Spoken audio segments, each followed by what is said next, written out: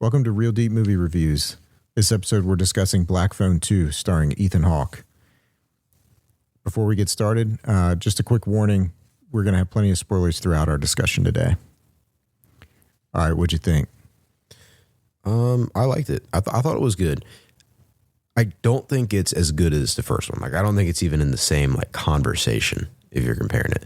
And I do think it's hard for horror as a genre specifically to outclass the first one. Now it can be done, right? Like, I feel like there's actually a lot of examples of it happening. Like, you look at like Nightmare on Elm Street. Nightmare on Elm Street 3 is better than the first one. Friday the 13th. You're crazy if you think the first Friday the 13th is the best out of the whole series, right? But there's a lot of franchises where, you know, you're going to get the exact opposite, where it's like Halloween, you know, kind of obviously it's the first one, right? Or like Scream, you know, they've made tons of sequels, but first one's the best, you know? And I think that's kind of one of these where it's like the first one was so good that I don't know how you could outclass it. I don't know how you could really compare to it in a sequel, you know? Yeah. My initial reaction coming out of there was I really enjoyed it. Mm-hmm. It was a really good movie. Outside of it just being a sequel, it was it was a good movie, and I really enjoyed watching it. And I really had to think about it for a little bit. Like, all right, well, how did I think about this one compared to the first one? Because it was, you know, there's always a little bit of like recency bias where you see something and it's like, oh, I really enjoyed that. You know, I kind of like that more. But when I really step back and think about it, yeah, for sure. It's, you know, like most sequels, it's not as good as the first one. Yeah. And as you're saying, and this genre in particular, but I think across just about every genre, the second one's never as good as the first one, because the first one it's been written in whoever was writing its head probably for like years, right? Like they're rewriting it in their mind, if not literally for years before they actually make the film.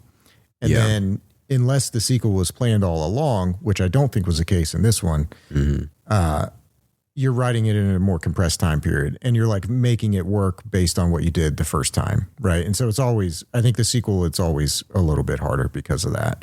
But that said, I thought it was really good. I liked it. Yeah. No, that's true. I did enjoy it. Like, I liked the movie, you know, like I had a good time watching it, but I think for me, it almost felt, because obviously, you know, you're going to compare it to the first one, right? Just like with any movie that's a sequel or like part of a franchise or anything like that, you're going to compare it to the other movie or other movies. And I feel like there was almost like a tone shift. Like, obviously it's still horror, but like it was almost like a tone and genre shift within it, where it's like, it was a very different movie. Cause like, you know, the first movie, you're almost the entire movie, you're trapped in a basement with Finney. You know, like for most of the movie, you're in this basement with Finney, and there's a creepy kidnapper we don't know much about that kind of comes in and out, you know? And then, we'll spend some time with his sister as she, you know, has the dreams and such and like that. But for the most part, you're kind of just in this little basement and you don't really know what's going on. But in this movie, it's like, well, you can't do that again. You can't just do the same thing. The grabber's dead. You know, it's like, so how are you going to use the grabber who is dead as the villain without, you know, his whole thing was capturing people and locking them in a basement, you know? So it's like, you have to change it up. Yeah. Like there's no choice but to switch up what's going on and, you know, change things. I think it's pretty clear that there was not originally a sequel planned. This was originally a standalone. This was not they were not going to make a franchise off this, you know? But everything you said, I think that they did a good job in how they shifted and how they adapted to make the second one. Mm-hmm. So this one takes place, it's 4 years later. Yeah. So, you know, the kid, you know, Finney and his sister Gwen, they're 4 years older. They're having, you know, Finney's like having problems now because, you know, obviously he's got all this trauma from, you know, being abducted and locked in a basement and having to kill this guy. He's smoking, getting in fights, getting in trouble. Exactly. And then Gwen kind of becomes the main protagonist in this story, which I thought was in a slightly interesting shift, but also I think kind of a good idea for what they were trying to do. and she starts like having these dreams again, right? But now they're like, I don't know, they're making her like sleepwalk and go do like all this crazy stuff, right? They're like, I don't know what the word would be, but they're almost like, I don't know what word I would use, but you could almost think about them. They're almost like Nightmare on Elm Street type dreams, where it's like she's seeing these things and like they're almost like really happening, and they're like actually like she's taking things out of the dream. Like when she steps on some blood, well, when she comes back, there's blood on her feet.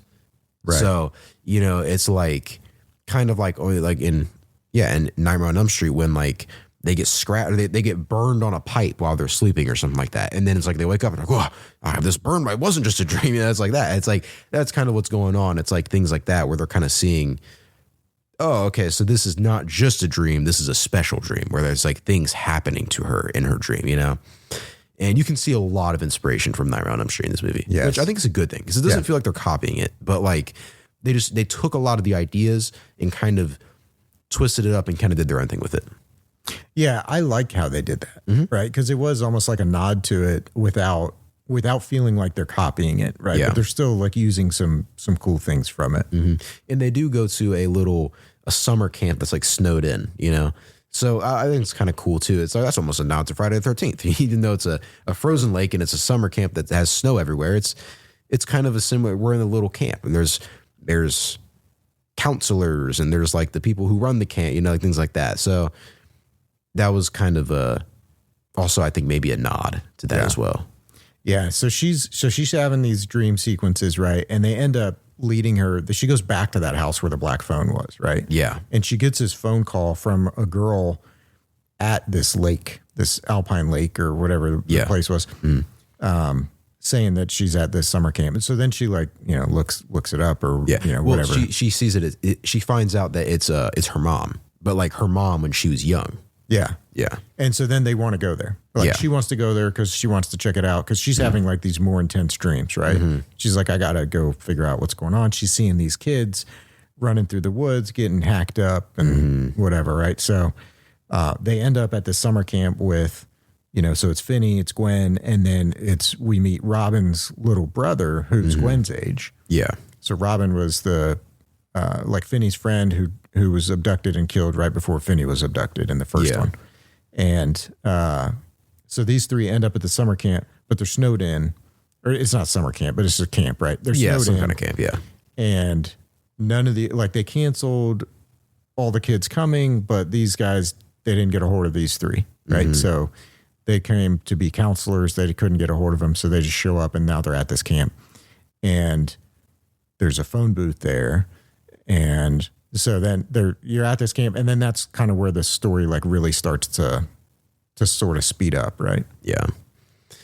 Yeah, we actually didn't really touch on it in the podcast for the first one, but I really liked Robin's character as well in the first movie. I thought that the actor, who was clearly pretty young, I thought he did a great job with the character. And yeah, he was a cool character. He was very like, I don't know. Yeah, he was very cool. And he just kind of felt like a real person. Like you could almost like, I know somebody like that, you know? And usually those people he was always looking out for Finney. Yeah, like somebody's looking out for the underdog, you know? Yeah. But I do like that you meet his brother. I thought that was a good creative choice. And I like how there's, you know, he kind of likes Gwen. And I like how, even though Finney seems to kind of resent it, I like how he does almost have a little bit of like a bond with him where it's like, he is kind of like, you know, it was his best friend's little brother. He's kind of looking out for him, you know, like he's kind of like looking out for him in a type of way where, because his little brother's not like how he was. Like his little brother's kind of nerdy, kind of like how Finney used to be, you know? Yeah. And Robin's the reason Finney survived. Yeah. Right. Yeah. Yeah. The reason he survived the black phone and the reason he wasn't always getting beat up all the time because he was protecting them and stuff. And now Finney has kind of become a lot more like Robin, where he's kind of, you know, he's getting in some fights and stuff. And he's kind of like, he even quotes him at the beginning of the movie where he was in a fight with somebody and he talks about how, you know, more blood is better in like a situation like that because you want to prove a point, you know, you want to like make it known what your point is there. Yep. But yeah. Yeah. I really liked Gwen's character in this one. I thought the way that they developed her from the first one, where she's more of a side character in the first one, right? And she's got some visions that kind of help the police, but it was clear that like Finney was he's the main character. In this one, it's more focused on Gwen, even though like Finney's a big part of it. But I liked her character. I like how she was, she's a little older now. She's like 15, I think. Yeah. She's kind of mouthy. So they're at this like Christian camp, right? And she's having, these nightmares and these involved nightmares that are also like mixed in with reality, right? Yeah. And like the adults running the camp think she's just freaking crazy. And she's kind of mouthy with them. And of course, like this is a Christian camp. So they're like, like offended by this. They're not used to like kids acting like this. But I just like how her character had grown. Yeah, I do too. Something else I like is I like how they don't spend a lot of time at the camp of being like, oh, I don't believe you. You're lying. Like I'm glad that they didn't have like a whole thing of that, because that would have just been draining.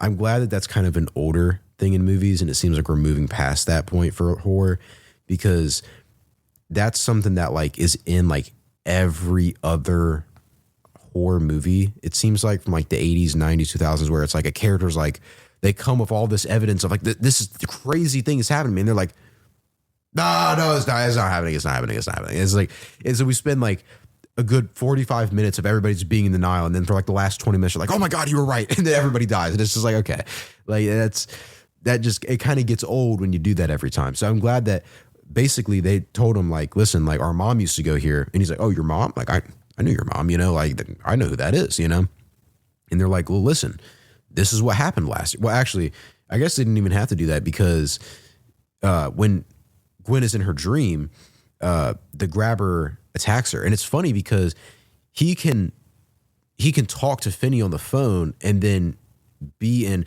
we didn't even set up the grabber. So the grabber is basically like not dead, I guess. Well, he is dead, but like But he's like stuck. He's like stuck, the kids were, and the boys that he abducted in the first movie were like, they were stuck, right? Like they can't settle or whatever, move on to the next phase wherever they're going, right? Yeah, his spirit's not at rest, and he's like, he's an unrested spirit, and he's basically, he talks to Finn on the phone, and he tells him like, you made me kill my brother, then you killed me, and I want to hurt you in the worst way that I can. I want to make you feel like your defense is like you can't do anything, that was his whole idea in the first movie, was he wants him to feel like he can't do anything, like he's defenseless, like you can just take advantage of him. And he said, the way I'm going to do that, I'm going to kill your sister. I'm going to kill your sister. Nothing you can do about it. So I'm killing her in the dream. What are you going to do? And so then in Gwen's dream, he comes in, he just starts like just beating her up. And most of the scene you actually don't see from the dream perspective, but you see from everybody else's perspective. Everybody at the camp is sitting there in the kitchen as Gwen's body is like floating around, getting slammed into the wall. Knives are flying, utensils are flying everywhere. She's about to get thrown into the oven, and like everybody's like grabbing her, trying to pull her this way so that like the invisible force isn't like taking her. And then all of that happens, and then they're able to kind of wake her up. And then I thought it was really well done how he like maneuvered around the dreams too. Like when he shows up, he's like still on the phone with Finney, but like he shows up in her dream and just kind of like comes out of the shadows, and he kind of like kind of comes out like with his like hands up and like his like the grin. And then when he like fades away, he kind of just like fades into like the shadows in the back. I thought that was really cool. Yeah, that was a really good artistic choice how they did that. I like that too. Yeah, he just kind of fades in and out. I definitely think this movie is arguably more like scary than the first one. I thought so too. Like the dream sequences are a little bit more unsettling, and honestly, I feel like there's a little bit more like uncertainty on what's going to happen. Like you don't really know what's happening. So in the first one, it was kind of like, all right, well, we know we know what's going on, right? Like we know that he can only get Finney in person, obviously, right? Like he has to come down here and get him. So like you can watch the door and it's like, all right, well, we know he's coming this way. In the dream, it's just like, well, every time she goes to sleep, oh my God, sound the alarm. We don't know what's going to happen, right? Like we have to wake her up, We just know it's going to be uncomfortable to watch, right? Like, yeah. You know, like as soon as she's going to bed, you're like, oh shit. Like now, we're about to have some dream sequences. It's going to be scary. Yeah. Yeah. So I thought that they did a good job with that. And so what I was leading into before, since everybody sees that, they don't have to spend the time like, oh no, I don't believe it. Like, everybody believes it because you just saw it. Right. And so it's like, okay, so this clearly something's going on. Now, one lady is talking about, oh no, she's a demon in her. Yeah. Oh my God. Oh, right. Because it's a Christian camp. And so they're, yeah. And so that's her first reaction is that, yeah, she's possessed. Right. And so that's what's going on. And thankfully, like the camp, the head leader director, of the camp, or whatever. Yeah. Like he's just basically like, no. Let's hear her out. Like, let's see what's going on. Actually, they sit down and they talk through it. Yeah. And to him, he's like he buys in. Right. Yeah. And so they all kind of like start to buy in a little bit. Because she starts telling him things that nobody knew, like things about how the kids died. And it turns out those kids were kids at this camp. Yeah. And he's like, how did you know? 20 years before. Yeah. He's like, how did you know that? Like, those kids went to this camp. I'm still trying to find their body to this day. And then he pulls up a picture and they're like, wait a minute, that's the grabber. That's what he looks like, you know? And I thought it was like a worker at the camp. Yeah. 20 years ago. Yeah. Yeah. And so I like that. I like how they kind of I like that they rushed what in most movies would be like 30 to 40 minutes. They put it in like 5 minutes. And it was just like, okay, so everybody believes us except one person, right? And we're able to kind of piece this together like, okay, so this, and this connects. So we know what's going on. Let's go hunt for these bodies. We know they must be in the ice around here, right? Like, then we know they must be buried somewhere around here. The only place we haven't checked is the ice. Yeah. Now was what they have like, was it the second night that they had that where she interacted with the grabber? Yes, because there was the first night. Like they didn't rush it. Yeah, they didn't rush it. They got there quickly, but in a way that didn't feel too rushed, because there was the first night there where she's seeing some of these things, right? She's seeing the kids again, and they're like crawling out from under the bed, and they're freaking her out, and they're, all this like scary stuff is happening. Yeah. And they don't like all the camp people don't necessarily like understand what's going on. They don't tell them what she's going through. Yeah. They don't talk about it. They just know that she's like, she slept with the boys that night because she was obviously scared to go sleep in the boys' cabin. And Finney does get a call from the grabber too. Yeah, exactly. Yeah. But they don't necessarily talk about it. And then it's the next night, I think she ends up, he's on the phone again. She ends up in that, like in the kitchen and going through all that. So they like get there quickly, but it didn't feel crazy rushed where you missed something and they forced it. It felt like a natural flow. It was just a quick flow that allowed the rest of the movie then to move forward. Yeah. So I really like that. This is something about the first movie I just thought of. It doesn't really have anything to do with the second one, but something about his mask in the first movie is that he was very attached to it. Like that was something he was very attached to. And he, like when he's in that final scene where he's fighting with Finney, when Finney like knocks his mask off, he screams. And then he reaches for like he screams and he completely loses focus on attacking Finney and reaches for the mask.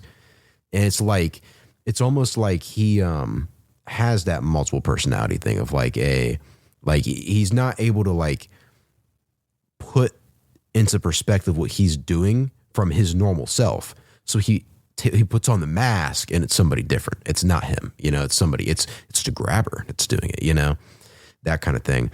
So I guess that's one thing you could kind of look at in this, where like when you see him, he always has his mask.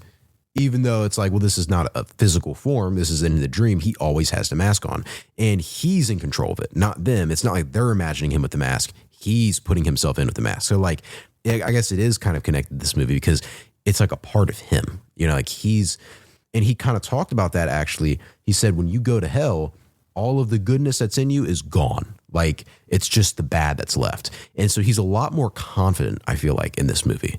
Yeah, like for sure. He comes across that like weirdo, kind of quirky. Yeah. Sometimes he almost seems like he's being nice. He didn't have any of those elements. He was just like pure evil in this movie. It was just the mask. It was just the violence. It was just the anger. And I thought that was kind of cool. And I thought it kind of made it like, because you couldn't really do the other stuff. Like you kind of have to have it be like, no, now he's just like this vengeful spirit out to get everybody. It was a cool development of his character. Yeah. You've got a character that died in the first movie, and yet you still like grew the character in some way, right? Like he still developed from the first movie to the second movie in that way. And I thought that's a pretty cool kind of take on it. Yeah. But anyway, so then they go like digging in the ice and stuff and trying to find the bodies. And they didn't find any.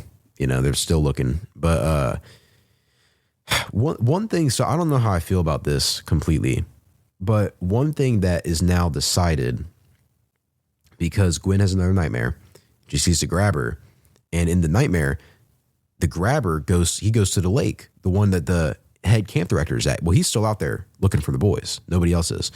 And he runs up behind him and he like pushes him in the ocean. And so he get pushed in the ocean in real life. But it's like, hold on a second. So that kind of confused me a little bit, because now I'm a little bit confused. Are her dreams, or are they, she can see what's going on in the real world and interact with it, but it's like on a different plane? But then what doesn't make sense about it is that it's like it's on a different plane, but then he can interact with other people while he's in the dream and she can't. How does he get that power, but then she doesn't? Like, you know what I mean? Like, he's able to interact with her in the dream and he can attack people in the real world. But she, when she's in the dream, can only interact with him. Now, she can interact with things, but like she can't interact with people. It's definitely a good point in how they definitely changed it from the first movie, right? Yeah. Because if these boys in the first movie had been allowed to interact, they for sure would have like helped kill him. Yeah. Right. Well, so no, that's different. That's his telephone. Okay. Yeah. You're right. Yeah. That wasn't the dream sequence. Okay. So that is different then. It is interesting. I mean, she interacts with him and she interacts with things in the dream. We never see her interact with people, but we don't know that she can't. Yeah, I guess that's true. We don't know that she can't. But I don't know. It kind of like, I don't know. I almost wonder, I don't know how I feel about that, because that's something I kind of like about Freddy, where it's like there are restrictions on his dream control. Like, it's like he has all the power in the world inside the dream, but then you drag him into the real world. Like if they they grab him and then bring him out into the world. But he's just like a burned up dude. Like he can't do anything, like he's just a guy. They were consistent. They were consistent with it. Like, so when we first see him attacking her in the kitchen, he's interacting with things in the kitchen and everyone else can see him interacting with these things. Right. So like he seems to have that capability throughout the entire movie. So I don't feel like they were inconsistent, which is good. It's not that it's inconsistent, but it's like, if he has the ability to just kill anybody he wants while he's in her dream, why doesn't he do that? Like, why in the kitchen? Why did he not just throw her down on the ground and then go like hack up everybody standing there bewildered and then go attack her? Because then there's nobody to stop him, right? Like, and that's kind of a question I have is like, so why are you like, well, I'm gonna push him in the ocean. Now he's in the water. Now he's gonna freeze. Why didn't you just kill the guy? Well, right? Like, I mean, I think yeah. I mean, but you could say that about a lot of horror movies, right? I mean, I think there's the psychological element that he wants to make Finney suffer, right? Yes, but it still is one of those things that now, like, I actually didn't really think about that before, but now I'm thinking about it. You gave this guy this huge power, and you're telling me he's not going to abuse it? You know what I mean? Like, why doesn't he just kill? But he didn't really have anything against those other people. His whole thing is Finney, right? Like, he's always after these little boys. That's true. So even when he was at the camp and he attacked and killed these little boys, like they were these little boys. And then the kids that he kidnaps as the grabber, they're all these little boys. Yeah. So he's always after the young boys, and that's who he's really after. While he's like tormenting Gwen, he's doing it to torment. He's doing it to Finney. Exactly. He doesn't really care about Gwen. And he views the camp director. He attacks the camp director because the camp director is out there on the lake. He's digging in the ice, and they're trying to find these boys. And we find out later in the movie that when they find the boys, he loses some of his power because their spirits are at rest. Exactly. And so that's the fear of the victims is what's giving him the fear of the unrested victims is what's giving him this power. And so when they find the bodies and free the bodies, he starts losing his power. And so that's, I think, why he attacks the camp director. Yeah. I guess that's true because he probably doesn't get satisfaction from just killing people. Like it's specifically he gets satisfaction from killing little boys. Like that's his thing. So I guess that kind of makes sense. But I guess yeah, it was just something that kind of threw me off there for a minute. But so I think next up would be where he shows her in her dream, and this is actually something I didn't like. We kind of talked about this a little bit. So he shows her, he basically tells her like, I'm going to kill you. Like this is the last dream, right? Like I'm going to kill you. But before I do that, I'm going to give you a little gift. I'm going to show you this. And he shows her like, I guess all these years ago, back in the first grabbing thing, her mom had a vision, had a dream about the first boy that he grabbed. And she went to the house and she saw him there in the basement through the window. And then when she tried to leave, the grabber grabbed her. And then he went to their house and hung her and made it look like she killed herself, which was like, a thing in the first movie. And I actually do not like that they did that. I thought, while it was fine and it doesn't make the movie bad because there was a connection with them, I guess, because, she had the dream, so she might see things like that. Or they were at the camp together, right? Like they both were at the camp at the same time. But it kind of was like an over complication of things. Like you've added this extra big thread of connection. Like, oh my God, it turns out that he actually killed their mom. Oh my God. It's like, I don't like that. I don't like to add that extra. I kind of liked in the first movie that there was no connection. We don't know anything about this guy. And he has no reason to grab Finney. He's just grabbing boys. He's just grabbing little boys and he's tormenting them because it's just fun for his game. And even though that still is true because he didn't know it was their kid, right? He didn't know until like, he was dead and then could like put the pieces together, I guess. But I still don't like it because I still feel like it like kind of just messes that up. Like it messes up the randomness of like The Strangers, right? The reason The Strangers is so good is because these three serial killers are just there and they just kill. They're just tormenting this not family, but this couple because they happen to be there. No reason, no connection. And I think that's so much scarier and like more realistic than like, well, it actually turns out that there's a connection between the mom and the killer and they went to camp together and it turns out that he faked her death and made it look like she killed herself, which then actually created a negative toxic household relationship. It's like all of these like events leading down and like domino effect is just, I don't like that. It's too much, Yeah, it was interesting how they did the mom piece of it, right? And brought her in because she was a huge figure throughout the movie. I mean, she's the one who calls on the phone because, she's the one who calls on the black phone that gets the daughter to want to go to the camp to begin with. And then, like you had said, and then you find out she was a counselor there and when all this stuff happened. Yeah. I think they probably felt like they had to do that because the only way she would be able to communicate through that phone is if she's not at rest. Yeah. And while I guess they could have said, well, she's not at rest because she committed suicide. That's one way. Yeah. But I think not at rest, but tied in with the grabber is also like its own, that like kind of firms up that connection a little bit. But there's definitely some holes there, right? Like, why wouldn't she have called her son when he was locked in the basement? Yeah. Right. Like it raises lots of questions. Now, obviously, like she didn't do that because they weren't planning to make the sequel. Yeah. Right. Like, so obviously that's why she didn't do it in the first one. Mm-hmm. When they made the first one, she killed herself.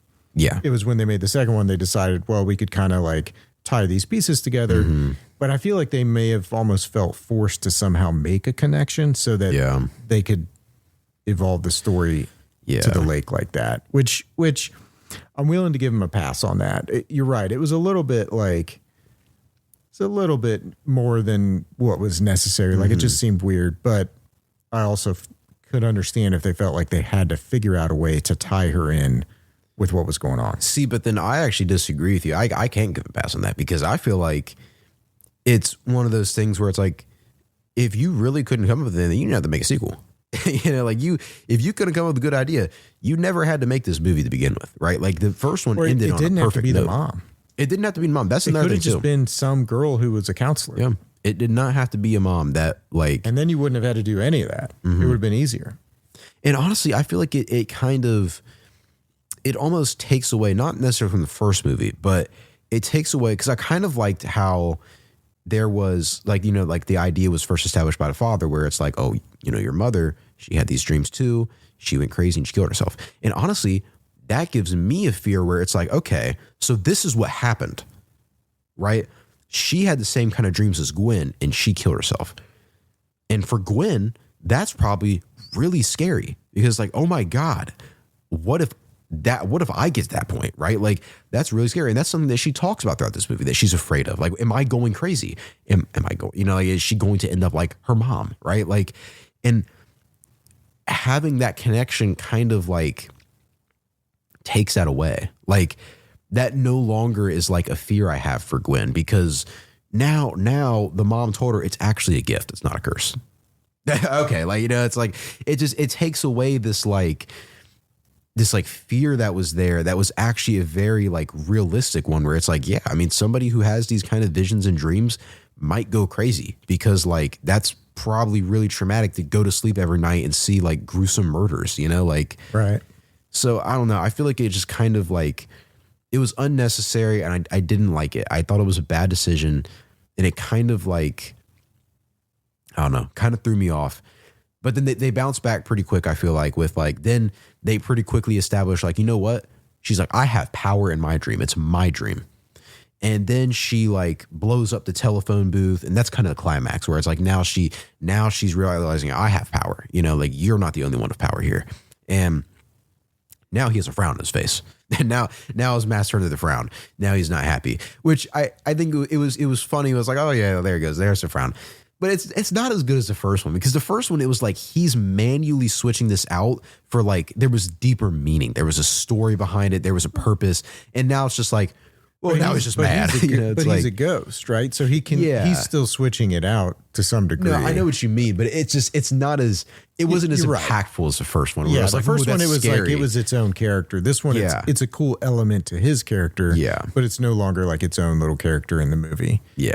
You know, the thing about her getting the power in the dreams, like that was necessary for the climax to occur and for them to be able to end the movie the way that they did. Yeah. But the one drawback to it is like those dream sequences throughout the movie, those were scary. Yeah. They were really suspenseful and the images were creepy, like the dead boys and like, Yeah.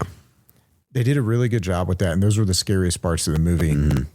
Once she recognizes that she has power, there was nothing scary from that point on. You know what I mean? Like there was still suspense, right? So then it became more like a suspenseful kind of thriller a little bit, right? Yeah. Because he's still trying to kill these people. But there was no like fear because you knew she had power now, right? So it was like they took away the scare element. Now, you know, for them to like end the movie the way that they wanted to end the movie, like they had to do that. So it was a necessity, but it definitely like as an audience member, like it took all the fear out of it for me. Yeah. And, you know, now the gang's all here, right? Like everybody's on the ice. They're all getting the bodies out. They're finding the bodies and stuff. And then Gwen goes to sleep and she realizes she has to go to sleep, right? So then they can confront him and he'll come out and that'll help in some way him coming out. I forget how, but some way that made it easier for her to find the bodies and put them to rest, all that stuff, right?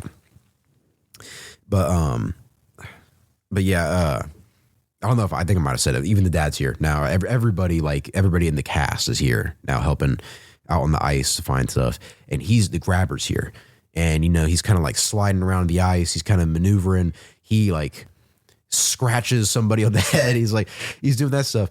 It was the lady that didn't believe her because she was like super Christian, believed a demon and her husband. He like scratched them both, kind of like cut them. But honestly, I was a little bit disappointed by that. I was like, that's the best you can do? He just scratched them? He just scratched them. But again, like he's not after them, right? I know, but honestly, I was thinking, dude, your whole thing is fear. If you can establish fear, it gives you power. I don't know. I think that'd be pretty scary. You can't see this thing sliding around the ice, but you see his like skate marks. Yeah. Right. You see those, and then you see people like getting injured. Like But you know what's more scary than injury is like a limb coming off. Or like, sure, yeah, like, you could have like made it the more. head gets shot, like that. That's where I thought they were going with it, and I was like, whoa, that's gonna be cool, but, you know, like. But then he becomes like every other horror movie I don't slasher. think so. Like because he's not just killing the little boys. There's a reason for it though. It's not because he's just like every other slasher. He's doing it to establish fear, which is his power right now. Like that's what he needs, and he's losing it. He knows he's losing that. That's why he's freaking out. That's why he's attacking so violently now, because he can't play the game anymore, because if he keeps playing, then he's going to lose the power he has with those boys. They're finding the boys, you know? And so I feel like it would make sense for his character in that moment to be like, all right, well, let me establish some new fear. Let me go chop up these people. They didn't have to kill him, but just like more than like a scratch, like, you know, like cut a limb off, like do something drastic where it's like, oh, or at least God, like a really you know, deep like gash or something. yeah, something where it's like, oh my God, like that's like, now we're really on edge. Everybody watch out. Like this is dangerous, you know, like that would have been, I would have liked that more. I feel like it would have added more, because honestly, another thing is, other than those boys that we see, other than the boys, we don't see ever any deaths on screen. Other than the boys in the past, we never see. We death do on screen. see all the boys die in this one. Yeah, right. Well, just through her dream elements. We see them die. Well, we don't even see them die. We see the aftermath of their. We see like the right before, and then we see like the aftermath. We see of like yeah, you're right. But like you're right. You don't actually like see it, but you kind of see it. You know exactly what's happening, right? But yeah, and that was something where it's like, while in the first one there wasn't a lot of death, it was okay, because it was like, well, yeah, this is just a guy. It's just a kidnapper. And also at a kidnapper, he's kidnapping little boys. Like, this guy sucks. Like there's this guy, I can guarantee this guy's going to lose a fist fight against a guy, right? Like, he's not going to kill anybody unless it's a little defenseless child. But now this guy has dream powers. He has the powers of fear. Nobody can see him. Nobody can touch him. You know, it's like that he should be using to his advantage. Like, he should be using that to now strike down these people who could prevent him from getting what his goal is, right? Like, yeah, I don't know. I just feel like I think we just kind of disagree on that one. I feel like it's okay because he's still stuck to like his victim identity was not those people. They were just in the way, you know, and he was still, you know, Finney was scared. Yeah. Right. Like, as this stuff going on. Yeah. So, everybody. I mean, he's still creating this fear element. Yeah. I will say one part about that whole scene, the visual element of him kind of skating through the fog on this ice and coming at you. Cool. That was awesome. And they show that in the trailer too. Yeah. I really like the way that they did that. And the dream sequences, when he appears, it's like, it's so well done. It's like, he doesn't just like show up. Just gradually. It's what you were talking about earlier. He comes in through like the smoke. He comes in through the shadows, and it's like you hear him before you see him. And like, I like that. I thought it was really well done. I thought it was really cool. All of the dream sequences are well done. They're all creative and cool. What do you think about like the when they went into the dream sequence? You knew it was a dream sequence because it's like a grainy VHS filter. Yeah, I like that grainy, a lot. Old school. That's part of what made it scary. Was that it was like this VHS like found footage looking type of like film. That's way scarier than just like and that's why a lot of those like the series VHS, you know, that's why a lot of those movies are kind of freaky, is because it's like you're watching it through the lens of not just a movie but like a VHS found footage movie. So it's like, even though you know it's not really found footage, it feels like a lot more real because the way it's set up is to look like this is a video coming off of your phone, not like this is a Hollywood movie you're seeing on the big screen, you know? Yeah, and after you have some of those dream sequences like we do, and they're creepy, every time they go to that, it builds suspense. And you feel it as an audience member. Like, they start, you know, she falls asleep and it starts getting grainy. You feel it. You're like, oh boy. You know, you don't know exactly what's going to happen, but you can feel their fear building a little bit. And I thought that was really cool. It was them adding that element added more fear to the rest of the entire movie. Once you've seen it once or twice already, you're like, oh, some things are coming. Yeah. But no, I do like how they end up killing him. I forget exactly how everything happened, but like, I like how Well, Finney kills him again. Finney kills him again. I liked that. I like that Finney got to kill him again. I forget exactly what it was that made Finney realize where he was, but I think he could see the scratches. And then, so obviously they can all interact with each other. They just can't see him. I like how he was skating towards Gwen. He was going to kill Gwen. And then out of nowhere, one of like the skeletons of the boys grabs his foot, because now they found all of the boys. They're free souls now. They're free spirits. And so they're grabbing him. They're stopping him. They're slowing him down. They have him pinned down on the ice. He can't move. And Finney sees that, and he comes over and he grabs like what is like his hair in his head. And he like whispers, I forget what he whispered in his ear, but he whispered like this line in his ear. It was like, oh, that's so cool, you know? And then he just starts like slamming, it's just bashing his face against the ice. Just like, just over and over and over again, just bashing his face to the ice. And it was like, that's so cool. Like that was really satisfying that like Finney is getting to have this moment again where it's like, he's not afraid anymore. He's a different Finney now, right? He's older. He's 17. Yeah.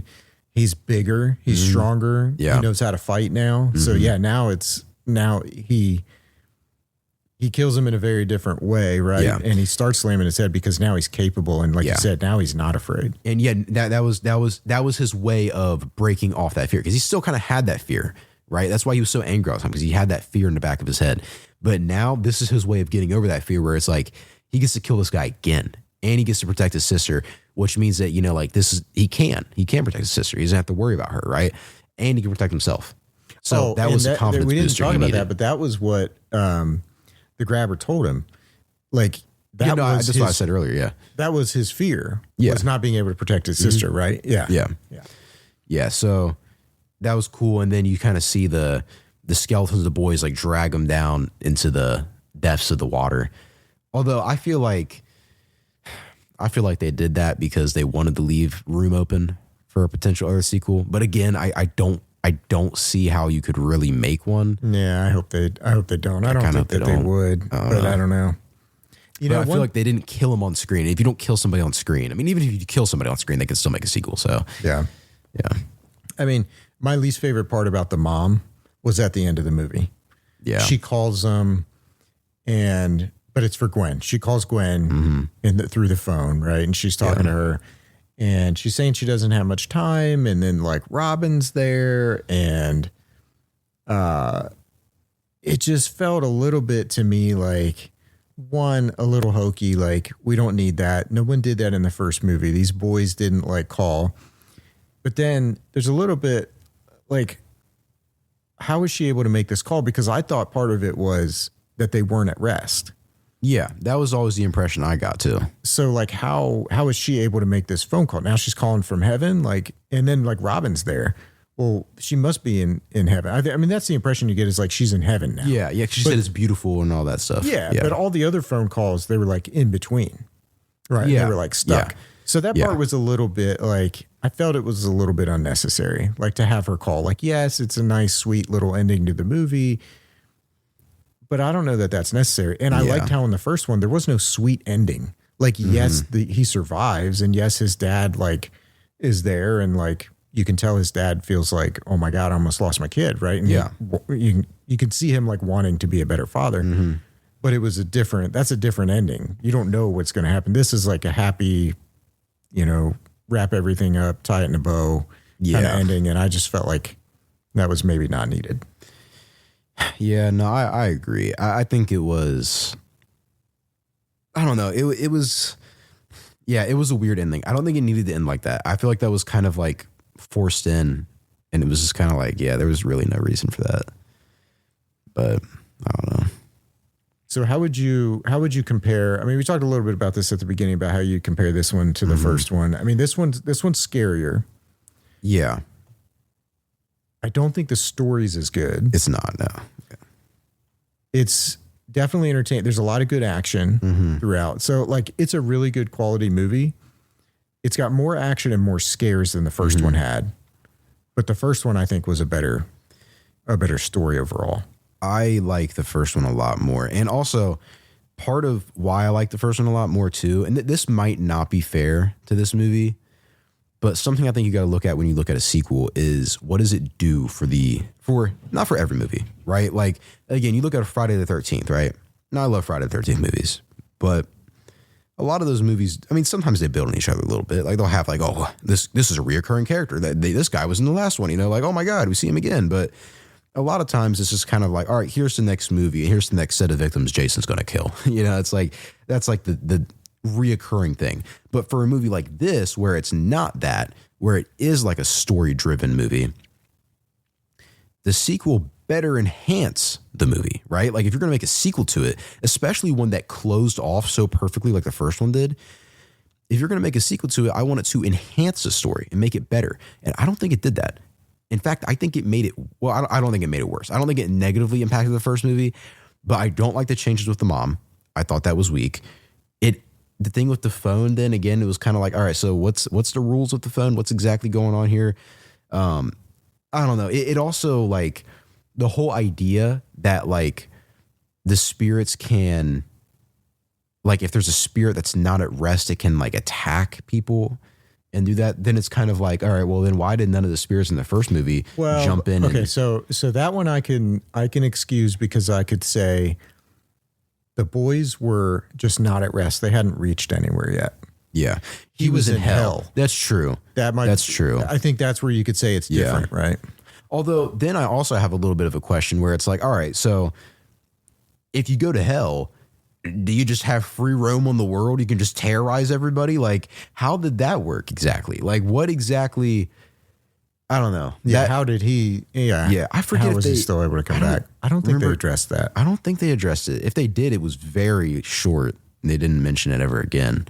But I don't know. I don't think the movie was bad, but I think comparing it to the first one takes it down a notch. And I think when you look at it from that perspective of like, did it enhance? I don't think it did at all. And I think it changed some things I didn't like that it changed. So I don't know. Yeah, I agree with what you just said. I think I enjoyed it. Yeah. It was good. If you're going to do a sequel, you got to do it the way that they did it. Mm-hmm. They changed the setting. They changed the plot of the whole thing. Like everything evolved into something more. And I thought that was well done for a sequel. Mm-hmm. But I agree. Some of the things that they changed, I think it's mostly the mom. Honestly, that's I think the biggest thing for me the only piece for me that takes away from the first is the mom. Because when I go watch the first one again now I've seen this and I know what happened to the mom. It does make it a little different for me. Mm-hmm. And but it doesn't take a lot away from the first one. I can still watch the first one and really enjoy it. But that's the only piece where I feel like they really kind of messed up was the integration of the mom and her with the grabber. Yeah. All right. So how are you scoring this thing? I feel like we gave the first one a 9, right? I think we were both like at a 9 on this on the first one. I feel like a 7 because I don't think it's bad. Like that's the thing. I don't think it's a bad movie. I don't know. I feel like it's hard because sometimes I look at like ratings as like, oh, well, if it's not a 7 or above, that means it's bad. But that's not really true because if it's a 6, it's not bad. You know, it's just in the middle. So I feel like almost like a 6.5 to 7, like through there, because I think it's a good movie. And I really like visually what they did a lot. I thought it was really good. I thought it had some good scary parts, had some good gore effects when they were showing those boys and stuff. The acting again was really great. Although the acting was really great, but that's another thing I kind of missed was we didn't get to spend as much time with Ethan Hawke as the Grabber. We didn't get to see his ability like we did in the first movie. And even though it's not a fault of the movie, it's just like it's the thing I'm missing. Like that was part of what I loved about the first movie, and now it's not there, you know? Yeah. So I don't know. I think 6.5 to 7. I think right around that tier. You know, if it was on like a what are those? If it was like on like a ranking list, it'd be like a high C or low B. You know, something like that. Where I think it's good, but I don't think it's great. Like I would probably watch it again, but I'm not like in any like great desire to. You know. Yeah. So I'm going to go a little higher. I go an 8, and it's not as good as the first one. But it was really entertaining. I walked out of there and I was like, I really like that movie. Mm-hmm. And if that movie if I had not seen the first one, I would still have really liked that movie. That's true. So to me, like it was super entertaining. And if you are going to do a sequel, I feel like they did a great job with that. I feel like my only complaints are some of the tie-ins with the first. And while I think that does take away a little bit, the movie on its own, I think is actually a really well done movie. I like the characters. Yeah, that's true. I liked how scary it was. I liked how it was a little more kind of intense from an action standpoint. So that's where I'd probably go an 8 just because just as a standalone, I really watch it. Now, in comparing it to the first one or like discussing like the plot tie-ins with the first one, that's where I think I'd take away from it a little bit. Yeah.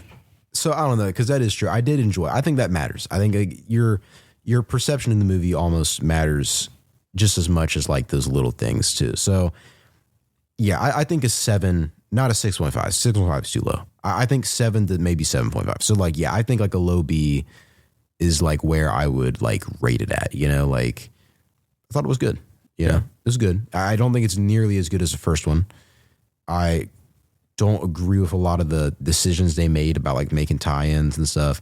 There were little things that I thought were like, you know, kind of plot holes. Like I feel like it was a little bit of a plot hole that he never attacked anybody else really, other than some scratches. I feel like, you know, even though obviously he has a type of victim he likes, you know, would have made sense in the moment for him to maybe prevent other people from getting the bodies of the people that he was trying to keep buried.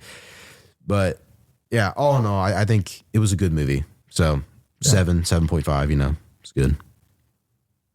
All right. Well, that does it for us. Make sure you subscribe and be sure to check out our next episode.